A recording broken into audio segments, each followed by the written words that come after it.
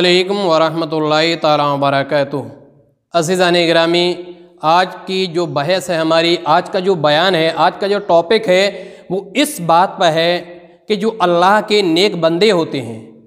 تو کیا انتقال کے بعد کیا وہ ان کے جسم کو قبر کی مٹی کھا جاتی ہے؟ کیا ان کا جسم قبر میں سڑ جاتا ہے یا گل جاتا ہے، یا ان کے جسم کا کیا ہوتا ہے؟ کیونکہ کافی لوگ اس مسئلہ کو بہت زیادہ اچھالنے کی کوشش کرتے ہیں۔ کوئی کچھ کہتا ہے، کوئی کچھ کہتا ہے، اور لوگ آتے ہیں پوچھتے ہیں آخرکار سچائی کس میں ہے؟ کیونکہ فلاں کے پاس گئے تو فلاں نے کچھ کہا، فلاں کے پاس گئے تو فلاں نے کچھ کہا، حقیقت کیا ہے؟ کیا واقعی اللہ کے جو بندے ہوتے ہیں وہ انتقال کے بعد اپنی قبر میں صحیح و سالم ہے، یا ان کے جسم کو مٹی کھا جاتی ہے؟ دیکھیے، میں آپ کے سامنے پوری دلیلوں کی روشنی میں انشاءاللہ بیان کروں گا کہ جو اللہ کے نیک بندے ہوتے ہیں وہ بعد وفات بھی اپنی قبر میں صحیح و سالم ہوتے ہیں۔ موت تو ان پر یقیناً آتی ہے، کیونکہ قرآن مقدس کے اندر آتا ہے کل نفس ذائقۃ الموت، کہ ہر جاندار کو موت کا مزہ چکھنا ہے، چاہے وہ نبیین ہو، چاہے وہ صدیقین ہو، چاہے وہ شہداء ہو، چاہے وہ صالحین ہو، چاہے وہ مومنین ہو، یا کوئی بھی ہو جس کے اندر بھی جان ہے اسے یقیناً مرنا ہے۔ قرآن مقدس کے اندر آتا ہے کل نفس ذائقۃ الموت، ہر جاندار کو موت کا مزہ چکھنا ہے، جس کے اندر بھی جان ہوگی اسے مرنا ہے۔ لیکن انبیاء کرام علیہم الصلوۃ والسلام پر جو موت آتی ہے وہ ایک ساتھ کے لیے آتی ہے، ایک لمحہ کے لیے آتی ہے، ایک وقت کے لیے آتی ہے۔ اس کے بعد پھر انبیاء کرام علیہم الصلوۃ والسلام زندہ ہو جاتی ہیں، اللہ کے نیک بندے زندہ ہو جاتے ہیں، اور اس کی دلیل میں آپ کے سامنے پیش کر رہا ہوں۔ حدیث پاک کے اندر آتا ہے کہ اللہ کے نبی صلی اللہ علیہ وسلم ارشاد فرماتے ہیں ان اللہ حرم علی الارض ان تاکل اجساد الانبیاء فنبی حی یرزق، یعنی اللہ کے نبی صلی اللہ علیہ وسلم یہ فرماتے ہیں کہ بے شک اللہ نے زمین کو حرام قرار دیا ہے کہ وہ انبیاء کے جسموں کو کھائے، لہذا انبیاء کرام علیہم الصلوۃ والسلام زندہ ہیں، وہ روزی پاتے ہیں۔ یعنی اس حدیث سے صاف طور پر واضح ہو جاتا ہے کہ جو اللہ کے نیک بندے ہوتے ہیں، جو نبیین ہوتے ہیں، وہ اپنی قبر میں صحیح و سالم ہوتے ہیں، ان کا جسم گلتا نہیں ہے، ان کا جسم سڑتا نہیں ہے، بلکہ دنیا میں جس طریقے سے وہ رہتے ہیں اسی طریقے سے ان کا صحیح اور سالم جسم قبر کے اندر بھی رہتا ہے۔ جیسا کہ بخاری شریف جلد اول صفحہ نمبر 186 کے اندر آتا ہے کہ حضرت ہشام ابن عروہ اپنے والد ماجد یعنی حضرت عروہ رضی اللہ عنہ سے روایت کرتے ہیں کہ جب ولید بن عبد الملک کے زمانے میں امیر المؤمنین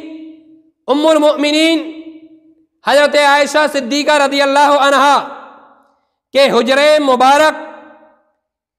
کی دیواریں گر گئیں تو لوگوں نے اس کی تعمیر 87 ہجری میں شروع کی۔ تعمیر کے دوران اچانک ان کے سامنے ایک قدم ظاہر ہو گیا،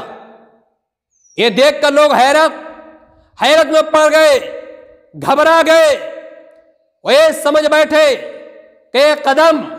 اللہ کے نبی صلی اللہ علیہ وسلم کا ہے، ایک قدم مبارک جناب محمد الرسول اللہ صلی اللہ علیہ وسلم کا ہے۔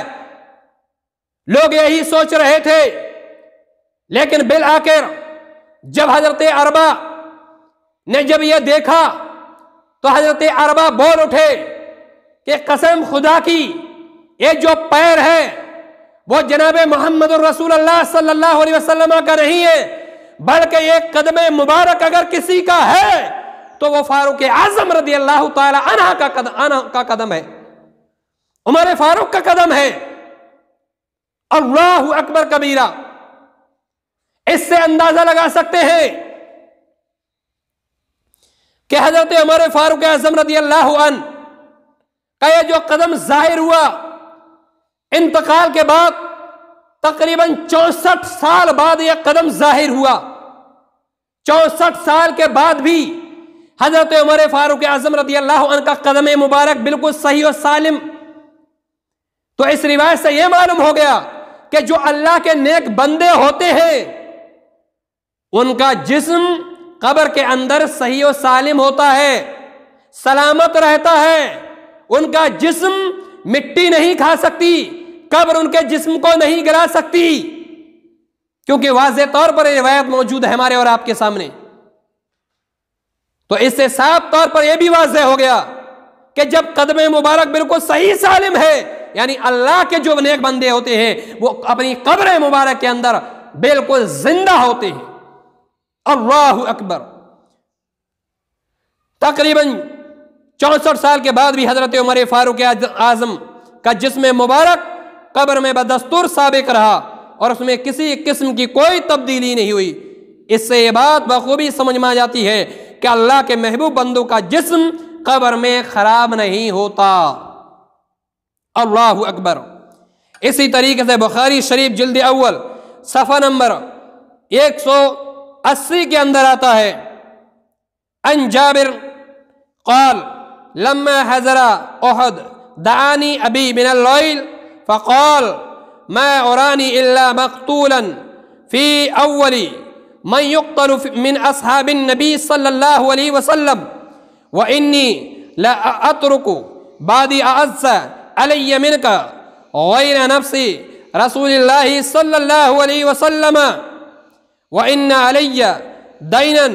فاقضی واستوصی باخواتک خیرا فاصبحنا فكان اول قتیل ودفنت معه آخر في قبره ثم لم تطب نفسي ان اتركه مع آخر فاستخرجته بعد 6 اشهر فاذا هو كيوم ووضعته هنية غير اذنه۔ اللہ اکبر۔ یعنی اس روایت سے بھی واضح طور پر یہ معلوم ہوا کہ جو اللہ کے نیک بندے ہوتے ہیں وہ اپنی قبر مبارک کے اندر بالکل زندہ ہوتے ہیں اور ان کا جسم بالکل صحیح سلامت رہتا ہے۔ ترجمہ اور اس کا مطلب بھی آپ سنتے چلیں۔ اللہ اکبر۔ حضرت جابر رضی اللہ عنہ روایت فرماتے ہیں کہ جب جنگ احد کا وقت قریب آیا تو میرے والد گرامی نے مجھے بلایا اور میرا خیال ہے کہ رسول اللہ صلی اللہ علیہ وسلم کے اصحاب میں سے سب سے پہلے میں ہی شہید کیا جاؤں گا اور میں اپنے بعد رسول اللہ صلی اللہ علیہ وسلم کے علاوہ تم سے زیادہ عزیز کسی کو نہیں چھوڑ رہا ہوں۔ میرے قرض کی ادائیگی کر دینا